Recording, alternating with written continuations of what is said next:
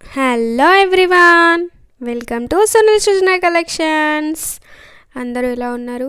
నాకు కొంచెం గొంతు సెట్ అయిందండి ఇప్పుడు, కానీ భయపడకండి నా వాయిస్ని. ఫస్ట్ టైం నేను ఈ పేలాల లడ్డు అంటారు కదా, ట్రై చేశాను. అసలు ఎన్ని తంటాలు పడ్డానో తెలుసా ఫ్రెండ్స్, కింద మీద పడి అసలు దాన్ని ఒక స్టేజ్కి తీసుకొచ్చాను. యాక్చువల్గా అయితే అరిసెల బెల్లం అనేది దొరుకుతుందంట, దాంతో చేస్తారంట మా మమ్మీ చెప్పింది. తర్వాత నాకు తెలియక, అంటే ఇంట్లో బెల్లం ఉంటే దాంతో ట్రై చేద్దాంలే, మా పాపకి స్నాక్స్ లాగా కూడా పనికి వస్తుందిలే అని చెప్పేసి ట్రై చేశాను. చూస్తే ఈజీగానే అనిపించింది, చెప్తే వింటుంటే కూడా నాకు చాలా ఈజీగా అనిపించింది, కానీ చేస్తున్నప్పుడు చూడాలి. ఈ పానకం వచ్చేదాకా అసలు ఏం అనిపించలేదు ఫ్రెండ్స్. సరే ఇంత పర్ఫెక్ట్గా వచ్చేస్తుంది, మనకు వచ్చేస్తుందిలే, వంటలు వచ్చన్న ఫీలింగ్ కదా మనకి.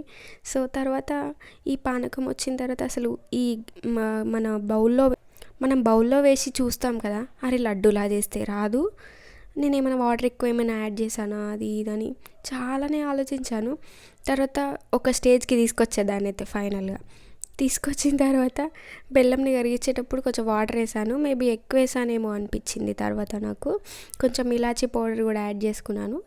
తర్వాత ఇందులో పుట్నాలు కూడా వేసాను. పుట్నాలు వేసిన తర్వాత ఇవి వేసాను పేలాలు. నార్మల్ పేలాలు కాకుండా కొంచెం లావుగా ఉంటాయి కదా, అవైతే టేస్ట్ బాగుంటాయి అని చెప్పి వేసాను. కానీ ఆ పేలాలతోనే బాగుంటుంది, అంటే నార్మల్ పేలాలతోని. తెలంగాణ సైడ్ చికెన్లో తింటారు కదా, ఆ పేలాలతోని.